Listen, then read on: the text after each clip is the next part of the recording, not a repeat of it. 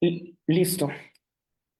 Muy buenas tardes, estimado público de Frente Crítico Universitario. El día de hoy estamos con el doctor constitucionalista, profesor en Derecho, Aníbal Quiroga, con quien vamos a conversar, como bien se titula esta entrevista o conversatorio que vamos a tener con él, acerca de la guerra ideológica dentro del derecho constitucional en el contexto peruano. Primero que nada, doctor, agradecerle por concedernos esta entrevista. Sé que debe tener muchos asuntos pendientes y una pequeña entrevista, al menos para mí y para nosotros, dentro de la agrupación, es algo muy satisfactorio, nos da más motivación para continuar con nuestra labor académica. Muchas gracias, doctor. Con todo gusto. La primera, a usted. La primera pregunta que traigo a colación respecto al título del tema es el siguiente, ¿no? Usualmente el título iba a ser en forma de pregunta, pero al final se optó por hacer como una aseveración como tal. Sin embargo, quería consultarle a usted de manera directa, ¿no? ¿Usted considera, y si es así, el por qué sí o por qué no, que actualmente dentro del contexto peruano se está teniendo una guerra ideológica dentro del derecho constitucional? Sí, bueno, yo he sostenido públicamente en los medios de comunicación que efectivamente hay una guerra civil ideológica en general en el Perú, no solamente en el derecho constitucional, en la política, en la vida cotidiana, en los partidos políticos, en el Congreso, en el Ejecutivo, porque está como dividido el mundo en dos, ¿no? Digamos, el mundo caviar, incluyendo a la izquierda, y el mundo no caviar, incluyendo al centro y a la derecha. Y es una guerra porque son dos bandos que están enfrentados de manera irreductible, ¿no? Y son básicamente posiciones no solamente encontradas, que sería lo normal en la democracia, sino irreductibles. Son incapaces de generar una inclusión del uno al otro. Pasa por la antinomia de lo que es la democracia, que es el conjunto de diversos valores, principios y postulados que se conjugan en un bien común, y pasa más bien por un tema absolutamente excluyente y exclusivista, donde o estoy yo o estás tú, pero no podemos estar los dos al mismo tiempo. Y esa guerra civil ideológica se manifiesta en la universidad, en la vida cotidiana, en el poder judicial, en el ministerio público también, sin duda alguna, en la política y también, sin duda alguna, en el derecho constitucional.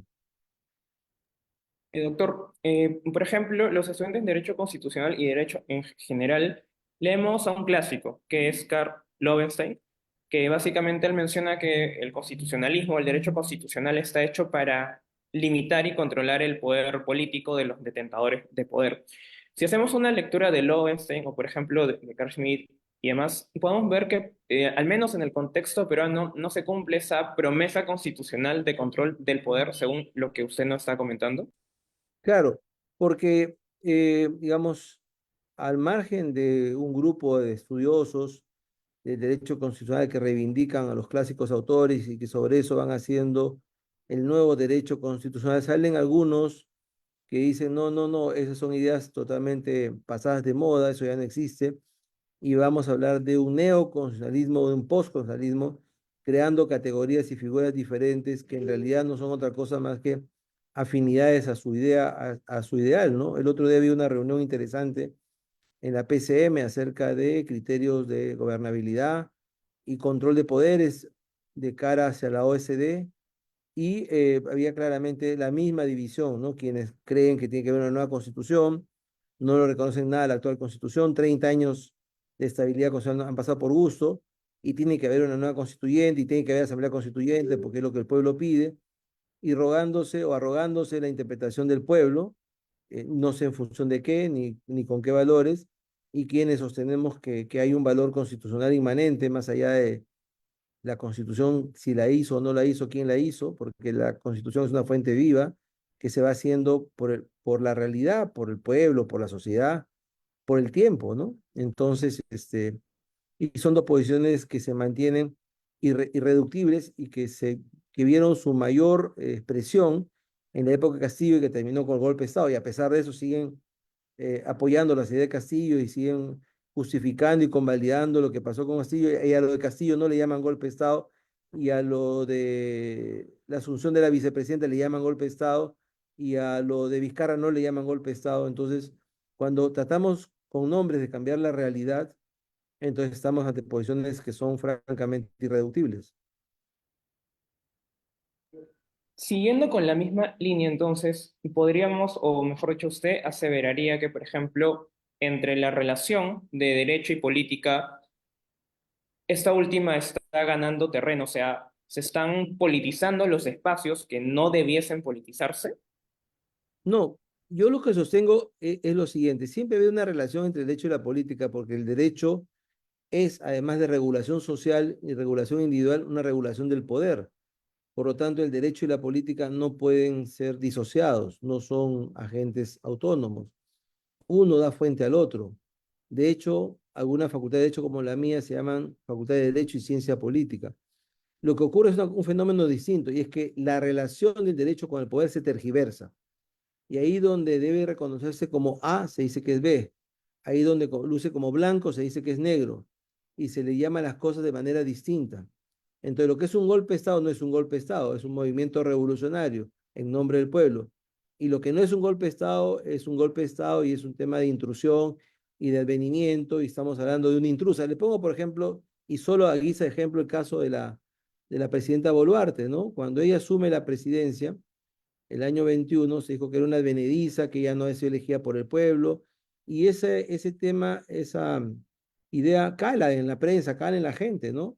Se la tiene usurpadora, cuando el artículo de la Constitución dice claramente que elegimos en una misma plancha a un presidente y a dos vicepresidentes, con los mismos votos el mismo día, en la misma célula y con la misma legitimidad, al punto que el vicepresidente tiene los mismos votos que el presidente y está ahí para reemplazar al presidente, justamente por eso es un vicepresidente, ¿no? Pero se genera toda esa, digamos, ideología que hasta ahora subsiste en algunos casos, ¿no? Entonces, cuando la ideología tergiversa la relación entre el derecho y poder, tenemos valores contrapuestos. Le vuelvo a repetir, lo blanco se convierte en negro y lo negro en blanco y entonces nos perdemos en el camino. Aquí se cumpliría lo que algunas veces he escuchado decir al ex magistrado Ernesto Blume. Él habla acerca de un relativismo conceptual.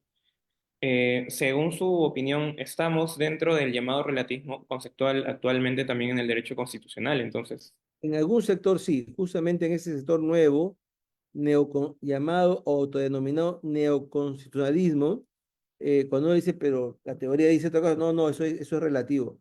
Pero la doctrina dice otra cosa, no, no, eso es relativo. Pero la norma constitucional dice A más B y C. No, no, eso es relativo, ¿no? Entonces, para poder tener la razón donde no la tienen, hacen un relativismo conceptual, y en eso estoy de acuerdo con el doctor Blume, ¿no? Se dejan de lado ciertas ideas, ciertos parámetros que han gobernado la vida constitucional en 200 años, se pretende crear una nueva relación constitucional que es francamente absurda en muchos casos, ¿no? Por ejemplo, hoy día la discusión está en si hay que vacar a la presidenta o hay que ir a las elecciones. Lo que dice la Constitución es que las elecciones se cambian cada 5 años, más allá de si la presidenta gusta o no gusta. Ciertamente yo no soy partidario de ella y me parece que está haciendo un pésimo gobierno, pero en ninguna parte de la Constitución dice que eso es suficiente para vacarla, ¿no? Entonces, estamos tratando de relativizar un valor constitucional que es la estabilidad constitucional y el recambio, como lo ordena la Constitución cada 5 años, por un relativismo donde dice, no, lo cambio cuando yo quiera, cuando la calle lo dice. Pero el problema es que quién interpreta la calle, ¿no? Cuando las encuestas lo dicen. Bueno, pero ¿en qué parte de la Constitución dice que las encuestas determinan la legitimidad del poder? Ese es el tema, ¿no? Entonces, cuando uno cambia lo que la doctrina llama el gobierno de los hombres, government by men, por el gobierno de la ley, el government by law, que es el Estado de Derecho, cuando se pretende regresar a un gobierno de los hombres, uno va creando sus reglas en el camino. Por ejemplo, salió alguien a decir, bueno, pero en todo caso la solución para la Junta Nacional de Justicia es que se convoquen los expresidentes del Tribunal Constitucional y a una Junta Suprema para reemplazarlos. Bueno, eso parece muy interesante. La pregunta es, ¿dónde está escrito eso en la Constitución? Entonces, cuando pretendemos sustituir lo que dice la Constitución por lo que a mí se me ocurre, por más brillante que me pueda parecer, por más genio del derecho que pueda parecer, entonces estamos complicados porque involucionamos hacia fórmulas, pues, autoritarias, ¿no?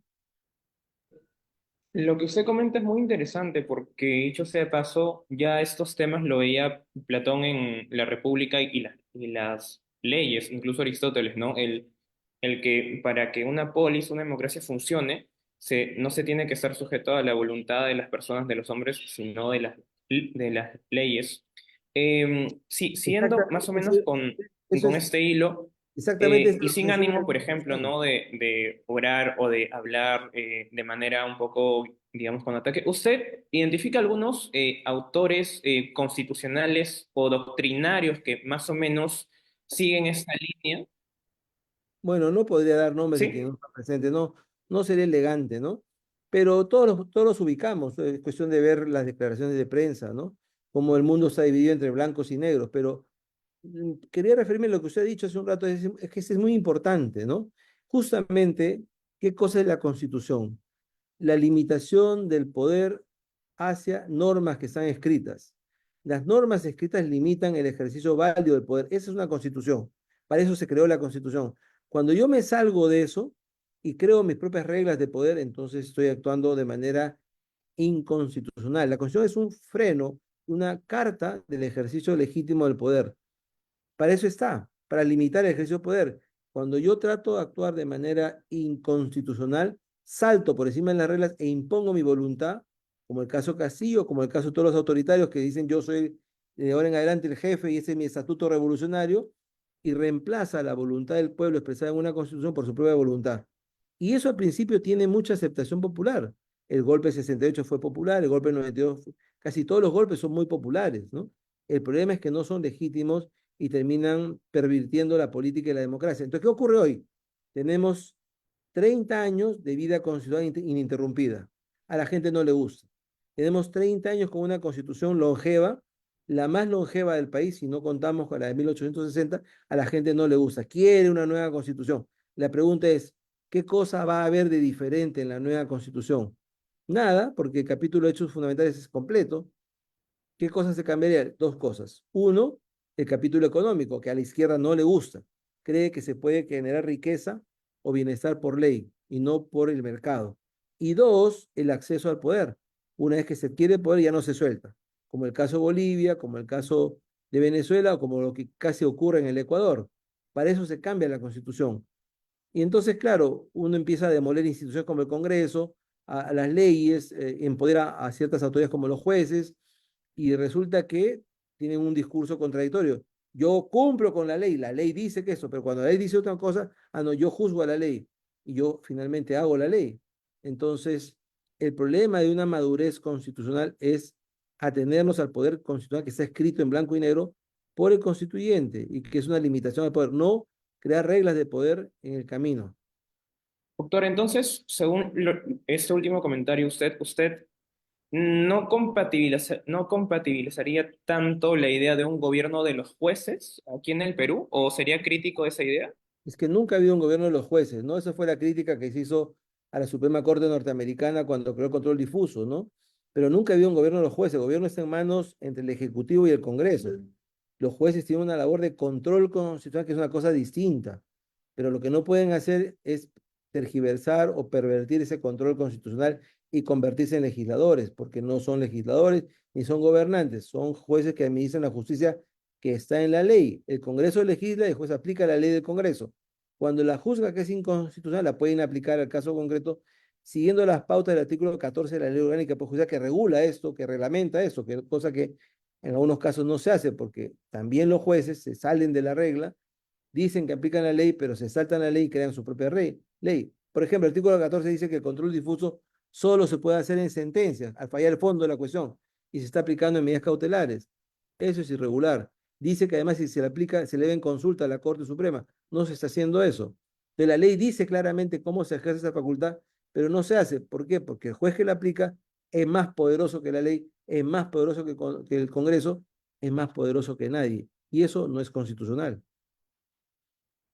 Y en esta línea que estamos hablando, los jueces, el control difuso, eh, pasando, por ejemplo, ya al tema del TCI y el control concentrado y la tutela de derechos fundamentales que tiene que tener el Estado constitucional, ha habido muchas críticas al TC, no a este pleno, sino en general, ¿no? Si uno ve un poco la opinión pública o de algunas personas de aquí hace 10 años que yo tengo memoria, siempre se critica el TC porque se menciona que, por ejemplo, no va con la idea de Kelsen, de un tribunal imparcial, sino estaría un poco más con una idea de Carl Schmitt, que básicamente ahí, más allá de una cuestión jurídica, impera la cuestión política, decisionista, que hay a veces repartijas y demás. ¿Usted cree que, dos preguntas aquí, cuál sería o cuál debería ser, ¿no? La labor del TC en esta guerra ideológica que usted nos menciona?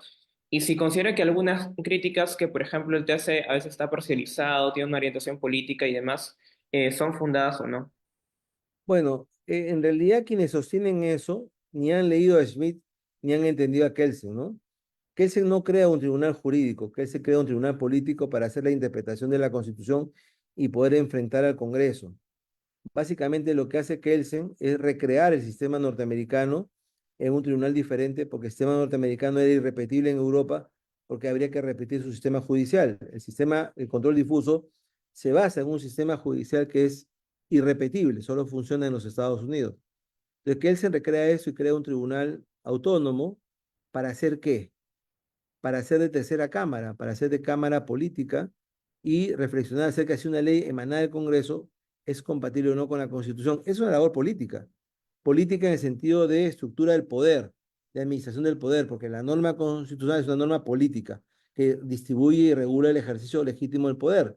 No lo crea como una norma jurídica. Smith más bien pretendía que el intérprete y el guardián de la Constitución sea el Kaiser. Entonces, ahí hay un error de lectura y hay un error de percepción. Pero más allá de eso, entre Kelsen y hoy han pasado 105 años. Y Sí, exactamente. es evidente que la idea de Kelsen tiene que haber madurado y tiene que haberse generado, digamos, tiene que haber proliferado en el derecho constitucional. Entonces, la idea de Kelsen ha quedado como que hay un órgano distinto al Poder Judicial para ejercer el control de la Constitución. Es un órgano político que nace el Congreso, pero que luego se escinde. La gente cuando dice, cuando quiere criticar al tribunal, dice, es que el tribunal nace el Congreso. Sí, pues sí, ¿cuál es el problema? Nace el Congreso y, este, ¿acaso le dé la vida al Congreso? El Poder Judicial, que siempre se ha reclamado como autónomo, hasta la Carta del 93, anterior a la Carta del 93, los magistrados supremos eran ratificados por el Senado. ¿Y acaso obedecían al Congreso? O sea, aparte del concepto francés del deber de ingratitud, la verdad es que los magistrados son absolutamente independientes. Y el magistrado del tribunal tiene más independencia que un magistrado de la Corte Suprema, porque dice que no responde por su voto si tiene los mismos privilegios que un congresista, lo que no tiene un magistrado supremo. Y hay muchas sentencias del tribunal que la gente esconde o olvida que le han dado la contra al Congreso. Yo mismo he visto varias sentencias. Yo he podido ver a lo largo de mi carrera profesional y académica cómo nació el tribunal y cómo ha vivido. Hay algunas sentencias discutibles, como todo en la vida, porque nada es perfecto. La Suprema Corte norteamericana también tiene algunas cosas discutibles, pero en general la labor del tribunal ha sido muy importante, al punto que, habiendo nacido sin un consenso absoluto en el derecho constitucional peruano, hoy día tiene un consenso absoluto. Y si hubiera que hacer una nueva constitución, así como vamos a repetir el capítulo de hechos fundamentales porque está completo, vamos a repetir el Tribunal Constitucional, al punto que hoy no se puede discutir que el Tribunal Constitucional tiene mayor prestigio que la propia Corte Suprema, lo cual no es bueno para el sistema nacional como país, pero es una realidad, porque pueden haber unas sentencias discutibles o no, como todo en la vida, pero su jurisprudencia ha pacificado la interpretación constitucional y ha protegido los derechos fundamentales. El constituyente del año 79 dijo que si bien el primer bastión de la defensa de los derechos fundamentales era el Poder Judicial, le iba a poner un controlador, porque el Poder Judicial no había sido tradicionalmente eh, proclive a defender al ciudadano, y ciertamente el tribunal sí lo ha sido, ¿no? Entonces la gente reconoce eso. Entonces, la labor principal del tribunal no es derogar leyes o declarar fundado o no una demanda, es interpretar la Constitución, actualizar la Constitución. Y claramente el tribunal en general, el anterior y el tras anterior, han cumplido con eso con creces. Si fuera que el tribunal responde al Congreso, entonces solamente estaríamos hablando del último pleno y los anteriores, y cuando el pleno anterior le dio la razón a Vizcarra, cuando disolvió el Congreso, en contra del Congreso, ¿dónde está la dependencia con el Congreso? Ah, no, es que los anteriores sí eran independientes, no, pero todos han sido nombrados por el Congreso. Hay que tener un poquito de sindéresis y un poquito de, digamos, coherencia al poder juzgar esto. Yo le puedo citar hoy día por lo menos 5 sentencias del tribunal de este año que no le da la razón al Congreso. Y sin embargo se sigue repitiendo que como el tribunal es elegido por el Congreso, entonces depende del Congreso y el Congreso lo manipula. Y eso no es verdad. Los magistrados nombrados por el Congreso se escinden del Congreso y tienen absoluta independencia. Lo que pasa es que a veces a alguna gente no le gusta cómo razona, no le gusta lo que sentencia, entonces busca explicaciones absurdas. Pero el tribunal este, el anterior y el tras anterior han mostrado mucha independencia frente a su sistema de nombramiento. Correcto, doctor. Ya para ir terminando esta entrevista, pasamos a las últimas preguntas. Em, Mi percepción es que una mayor politización o guerra ideológica, o que algunos denominan batalla cultural, ¿no? Esto es un término un poco polémico aún, comienza luego de la caída de Fujimori. No hay una historiografía o genealogía de el cómo se ha ido dando esta guerra ideológica en las instituciones, o se ha copado el poder, o ha habido una mayor politización de la justicia, pero según su consideración, ¿cuándo es el punto de quiebre o donde se comienza a visibilizar más esta guerra ideológica, doctor? Bueno, yo le daría toda la razón, ¿no? Yo creo que usted acierta en ese punto, totalmente. Lo que ocurre es que siempre ha habido una batalla ideológica. Yo recuerdo la discusión de la constituyente del año 78 y era una discusión ideológica, pero había ciertos parámetros básicos, ¿no? Ciertos esquemas básicos que se respetaban, ¿no? Lo que ocurre con Fujimori, y usted, como repito, acierta ahí, es que él destruye los partidos políticos. Fujimori era el, digamos, el resultado del no partido político, el outsider absoluto. Y al no tener una representación política ni un partido político, de alguna manera se pierde la ideología. Y al perder la ideología surge cualquier ideología y se hacen como dos mundos, ¿no? Los fujimoristas y los contrafujimoristas o antifujimoristas. Y esa dicotomía ha permanecido al punto que cuando cae Fujimori el año 2000 por el hartazgo, por el abandonar el país, porque es vacado por el Congreso, ¿no es cierto? La corriente ideológica del 2000, 2001 es absolutamente antifujimorista, absolutamente caviar. Y hay una hegemonía entre Paniagua y Toledo durante 6 años de esta corriente. Y de alguna manera se impone sobre los demás. Y hay una suerte de actitud vergonzante de la derecha y del fujimorismo por haber apoyado a Fujimori, ¿no? Y eso se ha mantenido hasta ahora, a partir del 2007 en adelante, esa dicotomía se ha mantenido de manera tan fuerte que, digamos, yo creo que el punto más patente desde el punto de vista, digamos, sociológico, es cuando se da la elección entre Castillo y Keiko Fujimori, en donde es el voto no entre la izquierda y Fujimorismo, sino entre el Fujimorismo y el antifujimorismo, ¿no? Ahí, digamos, se patentiza lo que usted ha dicho. Esta destrucción de los partidos políticos genera esta politización de la justicia, en donde si conmigo, estás conmigo, y si estás en contra mía, eres mi enemigo, ¿no? Y como no hay partidos políticos, esta corriente se ha mantenido. Hoy día, digamos, si usted mira en la realidad, no hay partidos políticos, hay movimientos y hay intereses políticos en el Congreso o en la vida social en general. La gente se acomoda en base no al partido, sino a lo que cree que le conviene. Y entonces la batalla ideológica se levanta, la bandera ideológica se levanta y unos están a la izquierda y otros están a la derecha y se ha mantenido eso sin una base partidaria, de manera amorfa y básicamente movido por intereses personales, sino porque entonces la ley que pretendía prohibir a quienes son condenados por delitos graves no ha podido ser aprobada porque la gente cree que detrás de determinado candidato va a llegar de nuevo al Congreso, o sea, sacrifica su interés personal por un tema de Estado, un tema de protección a la sociedad. Cuando tengamos problemas después, entonces vamos a ir a llorar al muro.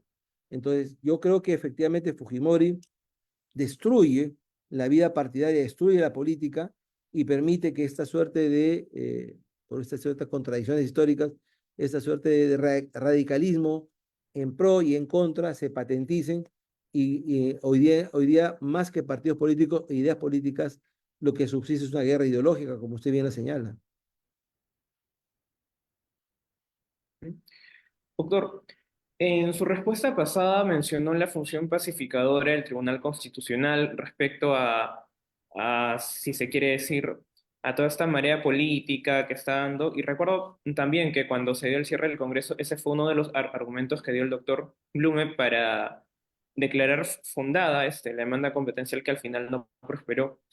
¿Usted cree que en el actual contexto, ya no a nivel jurídico y o político, sino más a nivel de sociedad civil, también se puede dar cierta función pacificadora? Me explico, por ejemplo, ¿no? Yo tengo una determinada posición, usted también, y otras personas también, pero parece que está imperando lo que usted mencionó hace un momento, la idea de Schmitt, ¿no? De amigo-enemigo en política. ¿Usted cree que puede haber una conciliación a nivel de sociedad civil y si se quiere, también a nivel de academia, porque veo que la academia está muy partida acá, o cree que ya Yo estamos creo en, por así decirlo, un punto de no retorno? No, no, no, yo creo que tendrá que darse, ¿no? De hecho, he sostenido que si no hemos llegado a una nueva constitución es porque no hay un momento constituyente. Y habrá un momento constituyente cuando haya digamos, aceptación muy mayoritaria que eso es así. De momento todavía no la hay. Entonces, creo que el diagnóstico es como usted lo dice, estamos muy divididos, pero creo que en el mediano y largo plazo, por subsistencia, tendremos que acercarnos, ¿no? Pero la gente radical es muy excluyente, ¿no? Entonces, eso se nota en las instituciones, se nota en las universidades, se nota en los coloquios. De hecho, por ejemplo, por citarle un ejemplo que viene al caso, existe en el Perú una asociación peruana de derecho constitucional, que el próximo año cumple 30 años, que, digamos, eh, reúne a su alrededor a la academia constitucional más destacada y más reputada. ¿Qué ha ocurrido este año? Se ha partido un grupo de jóvenes profesionales, todos ellos muy respetables, pero que no les gusta participar, no les gusta eso, eh, conciliar ideas digamos, llegar a puntos de encuentro, ha creado una asociación, una sociedad peruana de derecho constitucional. Entonces, ha partido el tema. ¿Por qué? Porque no están dispuestos a conciliar, ni a sentarse, ni a compartir. Ellos se hablan entre ellos, ¿no? Es el viejo lema de mi mamá me mima con Mimi, y entonces entre ellos se alaban, entre ellos se agasajan, entre ellos se aplauden sus ideas y no están dispuestos ni a escuchar, ni a conciliar, ni a compartir sus ideas con nadie más. Al contrario, los demás son totalmente recusables hasta el insulto, ¿no? Y entonces, claro, no es una tarea fácil, ni va a ser en el corto plazo, pero tendremos que llegar a eso como sociedad madura. Y ya para terminar, doctor, sí, siguiendo con esta última respuesta que nos ha dado, por ejemplo, yo soy de San Marcos, ¿no? Y también se ve un poco, en algunas ocasiones, ciertos enfrentamientos o controversias que se refiere un poco a la cuestión ideológica que usted marca. ¿Usted cree que, por así decirlo, un punto, la conciliación, si se quiere decir, o el volver a las raíces de respeto, democracia en un Estado constitucional, puede partir desde la universidad, desde la academia, Debería o partir, cuál sería? ¿no? Debería partir de la academia y de la propia política, ¿no? Porque la universidad finalmente es universitas, es ideas universales de todos, ¿no? Pero, por ejemplo, yo le digo en mi experiencia personal, yo he sido mejor acogido en San Marcos que en mi propia casa matriz como la católica, ¿no? Yo he sentido, digamos, lo que no he sentido cuando viajé al extranjero becado, yo he sentido lo que es la exclusión y la discriminación en mi propia alma mater, que en San Marcos o en San Martín o en la de Lima, ¿no? O en el extranjero. Yo me he sentido discriminado en mi propia alma mater, ¿no? Entonces, he conocido lo que es la discriminación en mi universidad y no en otros medios. Entonces, mientras eso no cambie, y no es un tema meritocrático, ¿no? Porque dicen, no, no, sí, claro, sí, sí, sí sabe, pero no nos interesa escucharlo, ¿no? Entonces, mientras eso no cambie, mientras no evolucionemos, no vamos a ser mejores personas, ni mejores juristas, ni mejores ciudadanos, ni vamos a dar el ejemplo a la sociedad, pero nos corresponde divulgar las ideas, defender las ideas con plena vehemencia y respeto y seguir arando, porque en algún momento dejaremos de arar en el mar y lograremos llegar a la tierra.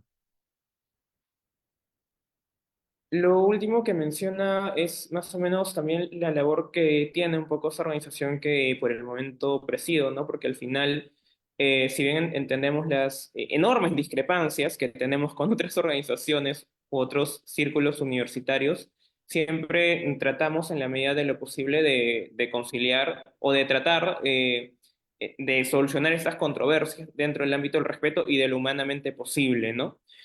Doctor, le agradezco esta entrevista, ha sido muy dilucidante, ha tenido unos momentos un poco polémicos que creo que siempre vienen a bien para la futura crítica, observación o capaz aceptación, ¿no?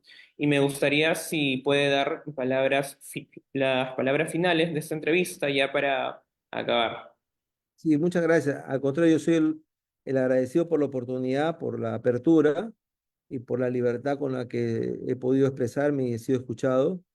Y le diría más bien a sus seguidores, a los oyentes del Facebook y de las redes, que lean, que digamos, se nutran de la doctrina, de aquella, de esta, de la de más allá, que escuchen a todos y que no se guíen por estereotipos, ¿no? Porque es muy fácil desde las redes y el anonimato denostar, insultar o agraviar o criticar o juzgar sin tener conocimiento del tema.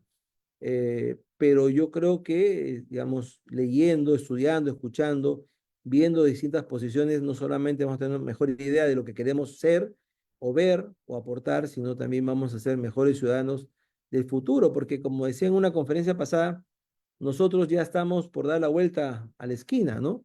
Al final de cuentas, la sociedad del futuro de los próximos 20 años es de ustedes, de los jóvenes, ¿no? Y a nosotros nos corresponde darle la mayor formación e información, pero la sociedad va a ser manejada por los jóvenes de hoy, los que están escuchando.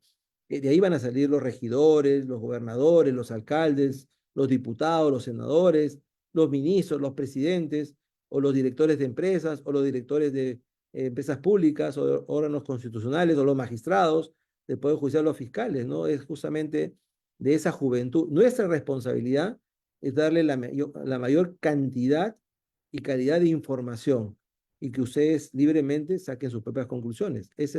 Yo creo que esa es la labor docente desde la academia que se tiene que hacer. Muchas gracias. Al contrario, doctor, muchas gracias a usted.